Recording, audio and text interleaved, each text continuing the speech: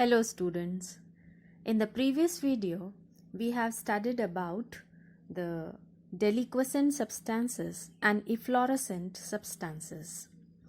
Now one question can come in your exam that common salt becomes sticky and wet during the rainy season. So whether it is a deliquescent substance or not. So students, common salt is not a deliquescent substance, but still it becomes sticky and wet because it has some impurities in it, and that impurities are calcium and magnesium chloride. And we know that calcium and magnesium chloride are deliquescent substances, so they absorb moisture from the air, due to which the common salt becomes sticky and wet during the rainy season. Now we come to hygroscopic substances and drying agents. Hygroscopic substances. So students, as there are deliquescent substances, there are hygroscopic substances also which absorb moisture from the atmosphere. But there are two differences between deliquescent substances and hygroscopic substances. Although both of them absorb moisture from the atmosphere, but still they have two differences.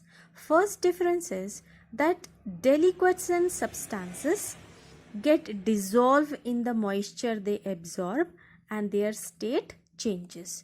It becomes liquid in state. They are solid and then they become liquid. But hygroscopic substances, they absorb moisture from the atmosphere but do not changes their state.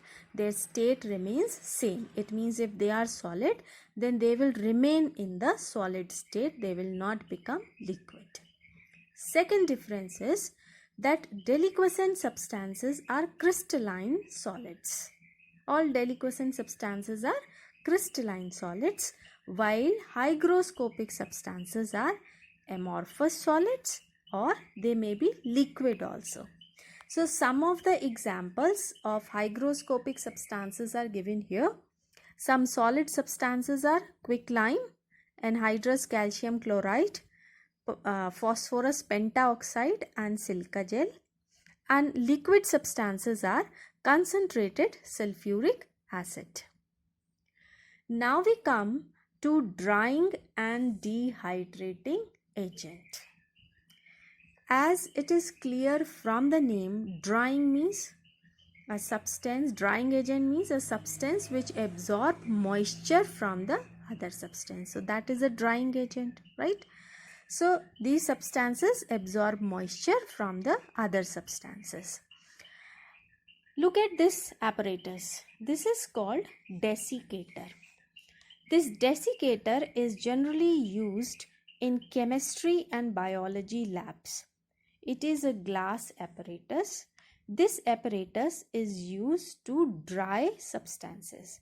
Suppose in biology lab we want to dry a leaf, then we keep a leaf in this desiccator. So what actually is present in this desiccator that dries the substances is a drying agent. A drying agent is kept here that absorbs moisture from that leaf and make it dry. So there are many drying agents that can be used. So in desiccator we use anhydrous calcium chloride. Remember, this is very important to learn that in desiccator we use anhydrous calcium chloride as a drying agent. Now we come to dehydrating agents. Dehydrating agents are those substances which remove chemically bonded water or water elements from the compound. Like this equation is given here, glucose is here. This glucose, when sulfuric acid acts upon this glucose, then it removes water from this glucose and form carbon. So such type of substances which remove water, chemically bonded water or water elements from the compound are known as dehydrating agents. Now we come to hard water and soft water. There are natural water. Natural water can be divided into two categories, hard water and soft water.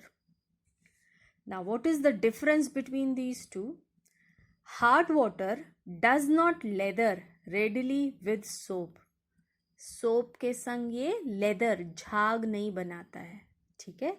So hard water does not leather readily with soap, while soft water leather readily with soap. ये जल्दी से झाग बना लेता है soap के साथ. Example of hard water are water from springs and reverse.